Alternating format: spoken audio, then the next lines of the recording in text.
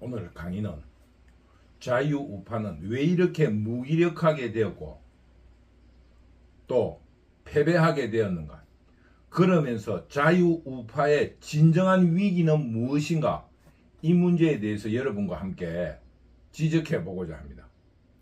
그 지금 가장 큰 이유가 이 사회를 주도하는 자유우파, 진보적이고 개혁적이던 자유우파가 왜 이렇게 무기력하게 되었는가에 대해서 우리가 다 같이 생각해 보기로 합시다. 우선 북두시민혁명군은 그람시가 주장한 헤게모니를 자유우파가 잃어버렸기 때문이라는 것을 먼저 결론 삼아 말씀드립니다. 헤게모니는 양적인 문제와 질적인 문제를 가지고 있습니다. 양적인 문제로서 다수결, 민주주의의 다수결이라는 그 원칙에 입각해서 지지 세력이 확장되고 늘어나는 것을 말합니다. 그런데 그것을 하기 위해서 그람시는 무엇을 말했느냐? 헤게모니를 쥐고 있는 자유우파와 싸우기 위해서는 공산좌파가 진지를 털고 숨어 기어 들어가야 한다고 말했습니다. 소그룹을 만들고 여러 가지 지금 시민단체, 노동조합, 기타 등등의 조직을 만들어서 언론, 문화 이런 계통에, 특히 지지 세력을 널리 확장할 수 있는 언론, 문화 계통으로 진지를 털고 평시에는 숨어 있다가 전쟁이나 투쟁의 시기가 되면 일시적으로 동시다발로 튀어나와 그들의 세력이 엄청나게 많다는 것을 과장 표시해 달라고 이런 주장을 했습니다. 두 번째로 질적인 그 헤게모니를 지기 위해서 헤게모니에 숨어든 세포 혹은 조직원 혹은 구성원들은 평소에 도덕적 모범을 보이면서 그들에게 솔선수범하고 그들을 리드해 나가야 한다고 가르쳤습니다.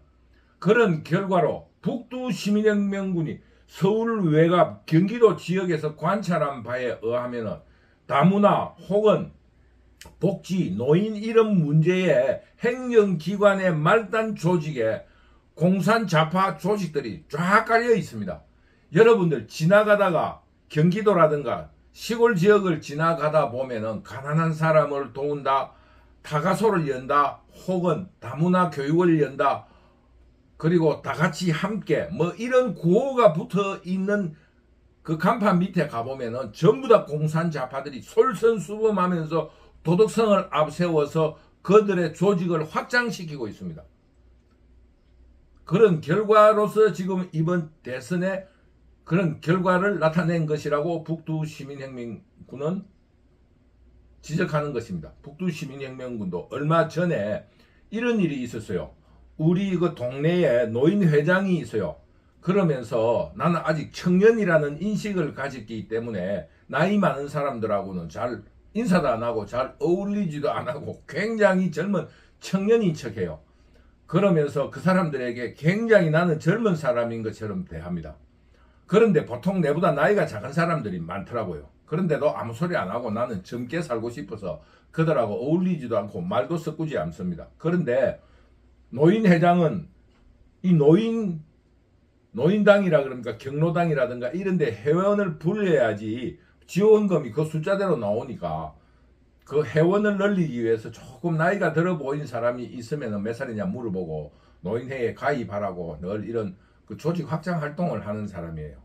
그래서 평소에 안면으로 인사도 하고 이러기 때문에 내가 인사를 했어요. 요즘 어떻게 지내시냐? 그러니까 그 사람도 어떻게 지내느냐? 이래 이야기를 해서 이렇다 저렇다 이야기를 했는데, 그러면서 내가 이야기하기를 늙으면 외롭고 고독하다 하지 않느냐.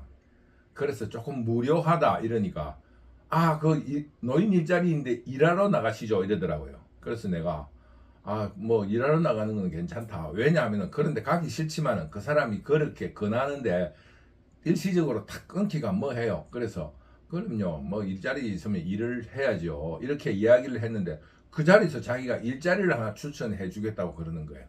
그래서 좋다. 그러면 거기 한번 가보도록 하겠다.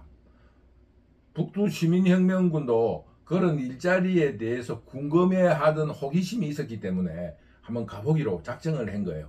그래서 그 사람이 어떻게 해서 가라고 해서 내가 그 다음날 간 거예요. 그래 면접을 하기 위해서 그 전에 전화를 했는데 토요일인데 전화를 안 받는 거예요. 아, 휴무 모양이다. 그런데 거기가 음식점이었어요. 음식점이 토요일 날 어떻게 음식점이 주말에 장사를 안 하지? 거기가 조금 관광지 같은 거였는데 어떻게 거기에 장사를 안 하나 하면서 혼자 어아예 했어요. 그래서 그 다음날 전화를 그래 저녁에 어떻게 전화가 연결이 돼가지고 그러면은 월요일 아침 8시까지 오라는 거예요. 그래서 어디로 오라 해서 내가 찾아간 거예요. 찾아갔더니 그 담당자가 와 있더라고요. 그래서 이렇게 저렇게 해서 이렇게 왔다 그러니까 안 된다는 거예요. 왜 그러냐 하니까 이 노인 일자리가 면이라든가 면사무소라든가 혹은 도시로 말하면 동사무소에 신청을 하는 사람들의 선착순에 의해서 오는데 나는 그 신청을 안 했는데 어떻게 여기로 왔느냐. 그 사람이 노인회장이 근한이 없다. 그러면서 가라 하면서 되돌아왔는데 거기에 면에 있는 그 담당자와 전화를 하게 됐어요. 왜냐니까 그 현장의 담당자가 내가 오해를 할까 싶어서 그걸로 전화를 해주더라고. 그래서 내가 좀 자세한 상황을 물어본 거예요. 이게 어떻게 된 거냐 이러니까 그 상황이 그런 거예요. 그 식당이 옛날로 말하면은 동네 청년회에서 농촌법인 사회적 기업이라는 거를 만들어서 정부 보조금을 받아서 관광객을 위한 지역사회의 소득 증대를 위한 식당을 만드는 거예요. 그게 일종의 마을회관 형식으로 건물을 짓고 그 1층에 식당을 여는 거예요. 그러면서 그 마을 기업을 지원하기 위해서 그 인력을 지원하기 위해서 노인 일자리라든가 이런 걸 지원해가지고 저소득층 이런 사람들이 지원을 하면 그 사람들을 지원받아서 거기에 홀 서빙도 하고 그 여러 가지 이제 그 지역 주민들의 소득을 증대시키는 그런 활동을 하는 거예요. 그러니까 공산당처럼 식당은 토요일 일요일은 안 하는 거예요. 그 중요한 시간에 개인 기업이 같으면 토요일 일요일 가족들 간에 제일 외식을 많이 하니까 식당을 하는데 그러니까 거기에는 장사를 잘하려는 것이 아니라 정부의 보조금이라든 기타 여러 가지로 이 노인들도 거기 가면은 월급이라든가 노임이 정부에서 자치단체에서 주는 거예요. 그러니 우리 같은 내 같은 사람이 노인이 신청을 하면 그 선착순으로 몇 달 일하다 가버리고 몇 달 일도 여러분들 그 치료사업 하는 것처럼 그 빈둥빈둥 놀기나 놀고 그 식당도 막 식탁에 문지가 뻑하게 앉아 있고 막 사람 하나 똑바로 하지를 않아요. 그게 공산주의 아닙니까? 그러면서 나를 보고 일단 신청을 하라는 거예요. 나는 그런 공산주의를 싫어하기 때문에 나는 그런 일을 하고 싶지도 않고 그런 일로 봉급받고 싶지도 않다 하면서 거절을 했어요. 그런데 거기에 모든 담당자들이 민주당 당원이 아닐까 하는 의심을 한 거예요. 그게 전부 다 시민단체예요. 그 노인 일자리 순서를 주는 그것도 이제는 권력이 된 거 아닙니까? 아는 사람들끼리 자기들끼리 먼저 우선순위로도 할 수 있고 그 돈벌이가 되잖아요. 이런 세포들이 지금 전부 다 지금 공산 좌파들이에요. 시골도 지금 옛날에 여촌 야도라고 야는 도시고 시골은 여당이다. 자유우파다. 이런 인식도 없어요. 시골이 야당이 더 많습니다. 지금. 그러니 지금 자유우파가 완전히 헤게모니를 잃은 거예요. 지금 문재인 정부까지 10년에 김대중 노무현 문재인 때부터 착착 그 동네에 그런 지원 사업을 무지무지하게 조직적으로 많이 해놓은 겁니다. 그러니까 다수결에 있어서도 수적으로도 지금 자유우파가 헤게모니를 잃었다 이겁니다. 그러면서 그람시의 이론처럼 거기에 들어있는 공산 좌파들이 구성원들이 그 주변에 도덕성을 앞세워서 도덕적 헤게모니도 그들이 주도하고 있는 거예요. 자유우파 놈들은 전부 다 부자로서 막 정권이나 하고 이자놀이나 하고 조폭같이 사채놀이나 하고 말이야. 이런 일을 하고 우리만이 진짜로 가난하고 열심히 산다라는 이런 허위적인 이런 연출로서 국민들의 도덕성에 대한 헤게모니도 자유우파가 장악했다 이겁니다. 진정한 자유우파의 위기는 어디에 있느냐? 안양 무슨 인간은 모르지만 안양에 이재정이란 여성 국회의원이 있어요. 그 사람은 그 지역사회에서 여자로서 불륜을 저지른 유부남과 만나서 재혼을 하고 본래 남편과 이혼하고 재혼을 했다라는 그런 소문이 파다하고 그것이 거의 진실로 밝혀진 사람인데도 불구하고 자유우파와의 선거에서 압승을 했습니다. 이재명이 12개의 범죄 행위로 5개의 재판을 받고 있는 부정부패범과 진짜 김문수와의 대결에서 김문수가 참패를 했습니다. 이건 뭔 말을 말합니까? 도덕성이 김문수가 이재명보다 못하기 때문에 이겼습니까? 그렇지 않습니다.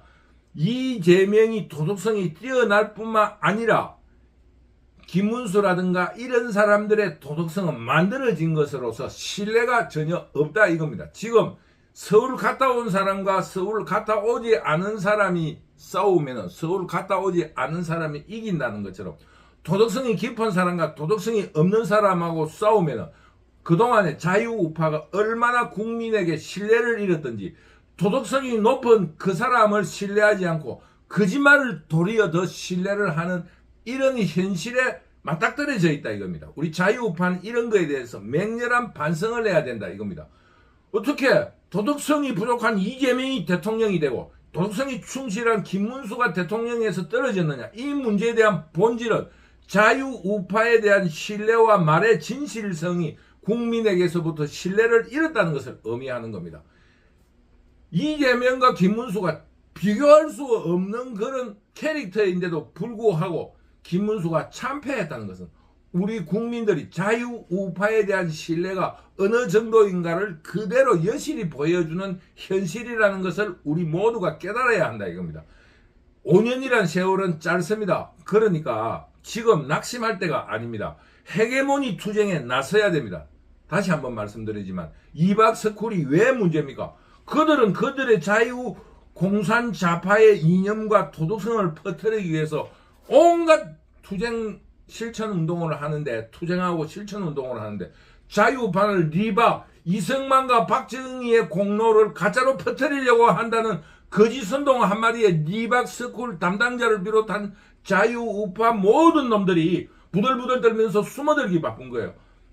우리는 해방 이후 이승만과 박정희의 진보적이고 개혁적인 정책을 국민에게 계몽해서 자유한국을 발전시키고 국민들을 계몽하려고 한다. 왜 당당하게 투쟁하고 헤게모니를 잡으려는 투쟁을 하지 않느냐 이겁니다. 왜 숨어드느냐. 이런 비겁한 현실에 대해서 자유우파는 맹렬히 반성해야 된다는 겁니다. 또 한 가지 지적을 하고 지난 시간에도 말을 했지만은 헤게모니와 그들의 이념과 도덕성의 헤게모니를 추종하는 그런 세력으로는 반드시 그들에게 패배하고 말 것입니다. 여러분 식당에 가서라도 원조가 있고 뒤에 따라가는 놈이 있다면 원조를 따를 거 아닙니까? 부정선거도 없다. 박근혜 탄핵도 훌륭하다. 한동훈이의 주장으로 부정선거도 없다. 박근혜 탄핵도 정당했다. 불법 탄핵, 불법 비상계엄이다. 탄핵을 시켜야 한다. 이 모든 것이 공산 좌파의 헤게모니 이론입니다. 그거를 추종을 하면서 어떻게 그들에게 이긴다는 말을 합니까? 절대로 이길 수 없습니다. 여러분 식당에 원조가 있고 짝퉁이 있다면 여러분 원조로 가겠습니까? 짝퉁으로 가겠습니까?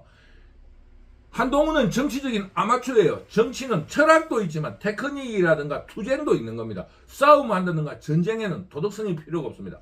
철학에는 도덕성을 따지지만 전쟁에는 일단 이기고 보는 거 아닙니까? 지금 전쟁에서 지어놓고 지금 도덕성을 논한다는 것은 어리석은 사람입니다.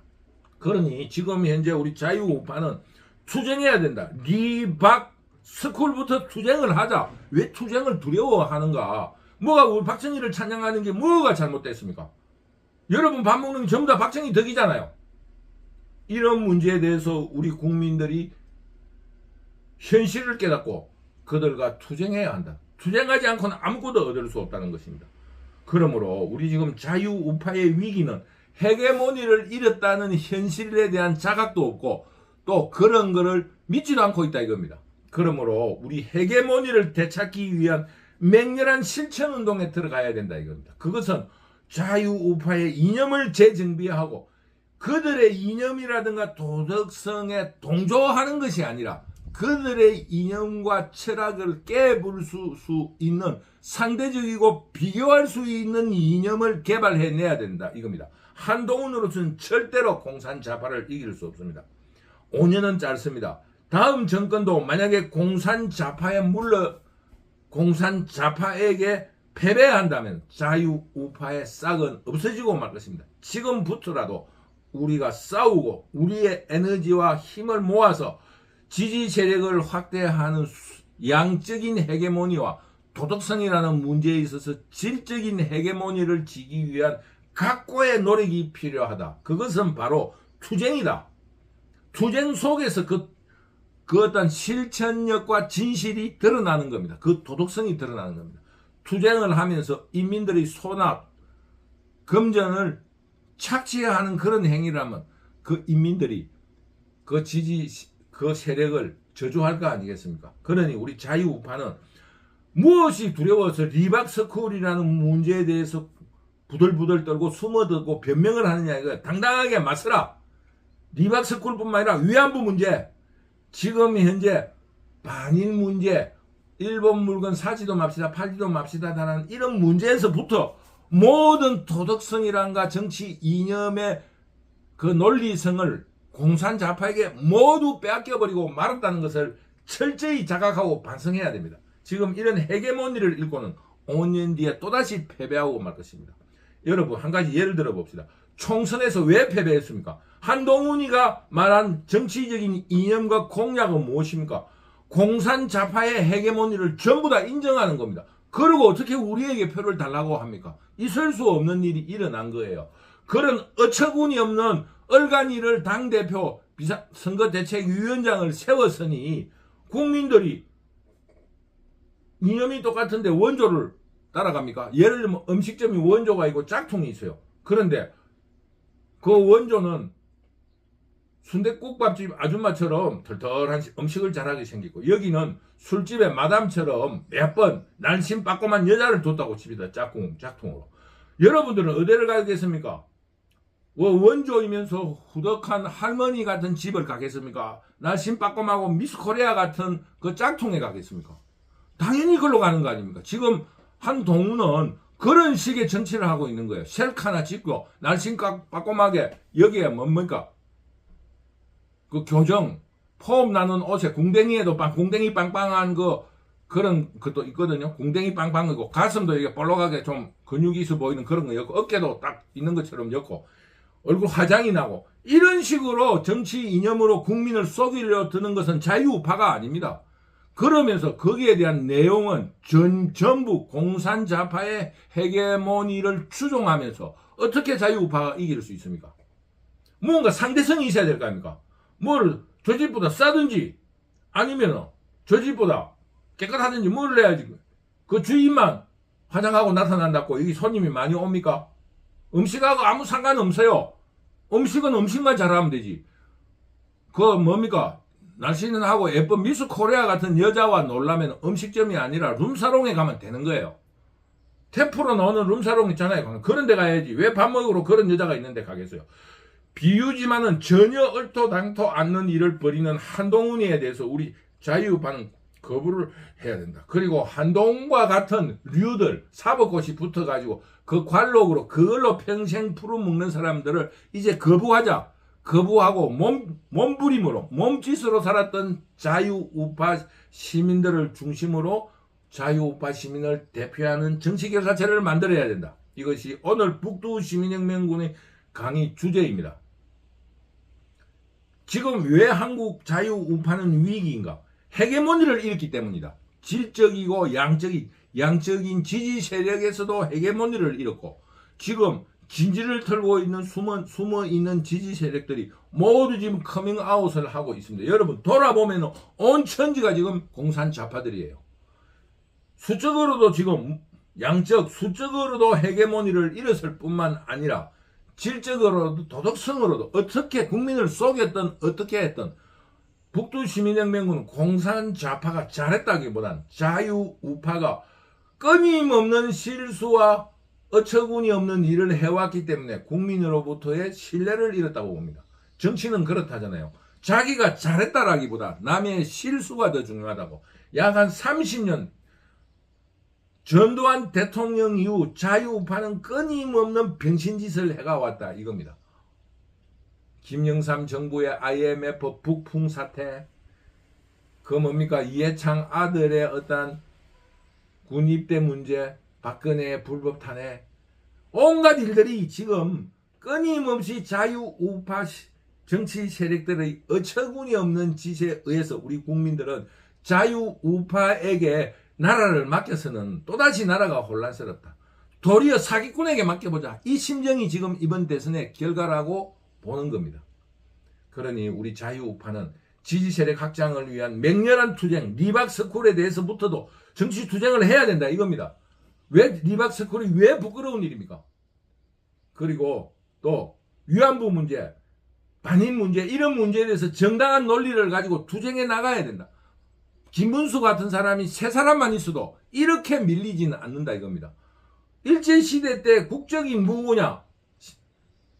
국적이 어디냐 할 때 거기 조선이 그 조약으로 합병을 했는데 조선의 국적이 어디 있느냐 이 말을 할 수 있는 국회의원이 김문수 말고 한 사람도 없어요. 이런 문제를 여러분과 지적하면서 우리 자유우파 시민들은 맹렬히 투쟁합시다. 리박스쿨에서부터 투쟁을 하고 반인 문제 그리고 지금 현재 국가 지원금에 대한 문제도 우리 다 같이 투쟁을 해나가야 된다 이겁니다. 나라는 망하고 가난해질수록 국민들은 국가 간섭을 요구하는 거예요. 여러분 지금 25만 순주가 나라가 망한다 국민들이 자유우파를 지지할 것 같아요. 더 가난해진 사람은 정부에게 더 내놔라고 더 매달리게 되어 있는 겁니다. 그러니 앞으로의 한국의 미래가 참담하다 이런 겁니다. 여러분 25만 원 주가 나라가 망하면 우리 국민들이 반성해가지고 자유우파를 지지할 것 같아요? 절대 그렇지 않습니다. 가난해지면 더 정부에게 더 내놔라고 매달리지 우리가 잘못했다 이런 반성을 하지 않습니다. 자유우파를 위해서도 대한민국 국민과 후손을 위해서도 우리 자유우파 시민들이 자각하고 정신을 바짝 차려야 됩니다. 한동훈이 같은 놈한테 돌멩이를 던져야 된다 이겁니다. 한동훈이 이재명과 차별성이 뭐가 있습니까? 박정희 잘못했다. 부정선거 없다. 박근혜 탄핵 불법이 아니고 정당했다. 윤석열 비상계엄 잘못됐다. 탄핵이 옳았다. 이런 어떤 한 가지도 그들과 상대될 수 있는 어떤 이념과 정체성이 없는 사람입니다. 그런 사람에게 무엇을 기댄다 이겁니까? 그러니 우리 자유우파가 정신 바짝 차리자. 북두시민혁명군 그것을 여러분에게 말씀드리면서 오늘 강의를 마치도록 하겠습니다.